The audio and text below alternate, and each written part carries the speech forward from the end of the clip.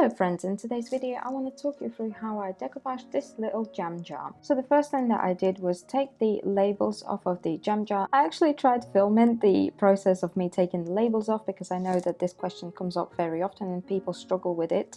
But for some reason the files went a bit corrupt and I can't use them. But essentially what I do to take labels off of my jars and bottles, I fill up the sink or washing up bowl with hot water, and then I also boil a full kettle and I pour it into the washing up bowl or the sink. Put a little bit of washing up liquid into it, mix it all up, put my jars and bottles in, leave them for about half an hour, and then come back, and in my experience labels literally just slide off. If there is any glue residue, it literally just comes off at the touch of the finger. So that's how I take my labels off. After I took the labels off, I gave it all a good rinse and I let them dry. And then to degrease the surface, I used methylated spirit as well, just on a little bit of cloth. Give it a good wipe just to make sure that there's no fingerprints or anything like that left before I start applying my paint. Then I applied one coat of my difficult surface primer. I have this one by the brand called Colors, I believe, and I left it to dry for about 24 hours. That's what it says to do on the tin, and so that's what I do because, as you may already know, I'm not a big fan of working with glass personally. It doesn't usually work well for me, so I try to leave paint to dry for as long as possible to avoid any of it coming off in the process. As I'm also quite a heavy-handed person, it happens quite often for me. So after I left my primer to dry for 24 hours, I applied 2 coats of white chalk paint. Chalk paint that I'm currently using is Rust-Oleum furniture paint in white. Then I prepared my napkin, so I decided to use this peacock one and I wanted to wrap it all the way around the jar. So the method that I decided to use for application is my water method. I wanted to see how it's going to work on a small little glass jar that's also uneven. As you can see, it gets a little bit narrower towards the bottom, so it was a bit of a complicated surface to work with. What I'm going to say is that when you're working with a surface like this, it'll be almost impossible to get napkin applied without any creasing, unless you tear or cut your napkin to compensate for the lack of space.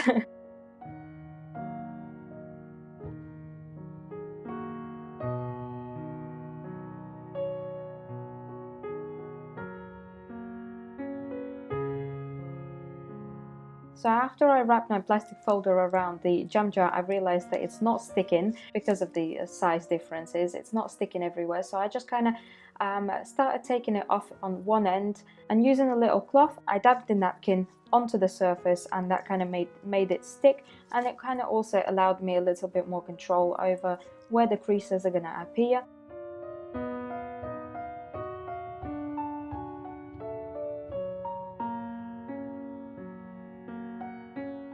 So after I took my plastic folder off, I just carried on dabbing everywhere to make sure that there's no bubbles or anything like that left. And then I used Polyvine Decorator's varnish in dead flat finish to seal the napkin. So as you can see, I'm not using glue, I'm just using a varnish to seal my napkin. It works absolutely fine. Also, side note, if this is the first video of mine that you're watching, there is a video with a more detailed description of how this water application method works. If you wanted to watch it, I'll leave it in the description. And I ended up applying 3 or 4 coats of this decorator's varnish before I went ahead and sanded down the edges and sanded the creases down, because if you don't seal it very well with varnish or glue or whatever and you go to sand it before it's fully sealed, you will end up tearing your napkin. So after I applied 3 or 4 layers of varnish over the top of my napkin, I took, this is 600 grit sandpaper, so very fine. With a very light hand I go over all of the creases and I sand them down so that you can't feel it when you run your finger across it. After that was done, I went ahead and I applied my Crackle glaze. So this Crackle glaze that I'm using here is also by Polyvine. I recently found out that they do 2-step Crackle varnish as well, so I bought these little jars just to test it out. And this was my second time using it, so I'm still trying to get a feel for it. So I applied first coat and then I left it to dry. As far as I understand, the thicker the base coat, the larger your cracks are going to be. But of course with something like a jar where you have to leave it to dry vertically, you can't really apply too much of it because it's going to drip down and it's not going to look very nice. So I ended up applying a relatively thin coat, and then once that was dry, I applied top coat and left it to dry again for a few hours. And once my cracks had showed up, I used a mix of metallic copper pigment and black soft pastel, and just using a soft brush, I gently brushed it on all over the cracks.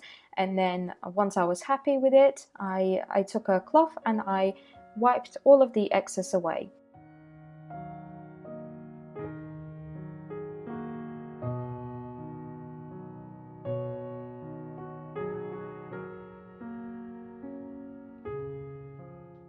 Then to seal it all, I used heavy duty wood varnish by Polyvine once again, but you should be able to use any water-based varnish over this Crackle glaze, no problem. Once again, I used dead flat finish, but to be honest, if I had this Polyvine varnish in gloss, which I really need to go out and get some gloss, I would have used that. Then I decorated the top edge, so I just used this little ribbon that I had, and I used my hot glue gun to glue it all down.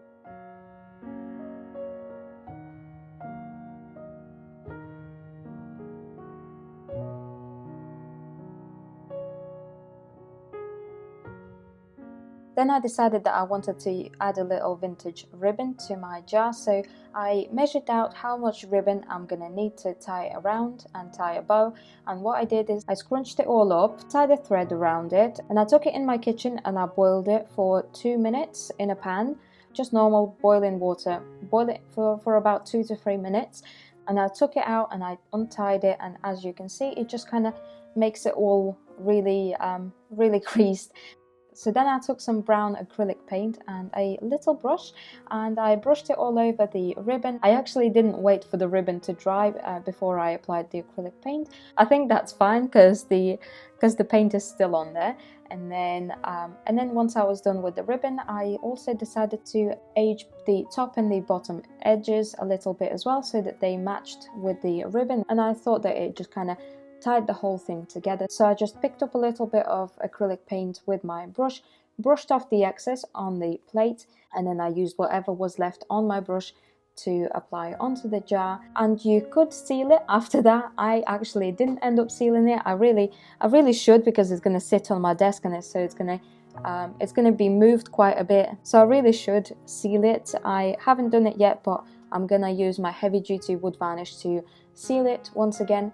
But like I said, use any varnish that you have around. As long as it's water-based, it will be fine. And then I took a little bit more of the paint and brushed onto the ribbon, just because I thought it needed it.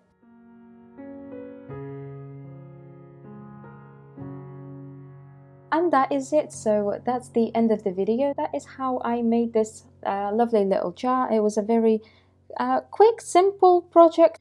I actually ended up enjoying it quite a bit, so I hope that you found this video helpful. This is my first video doing decoupage on glass, so I don't know, if you would like to see me do more of these, let me know. I hope that you learned something new today. Of course, if you have any questions, leave them in the comment section down below. I'm trying to respond to comments as quickly as I can. I don't always have the time, so if you need an urgent reply, you can also find me on Facebook and Instagram. I can reply there a lot quicker than I can on YouTube. So if you have any questions or anything like that, make sure that you get in touch. Again, if you enjoyed this video, give me a thumbs up, subscribe if you would like to see more. There's links for all of my social medias and Etsy shop and all of that in the description, and I will see you guys in the next video. Bye bye.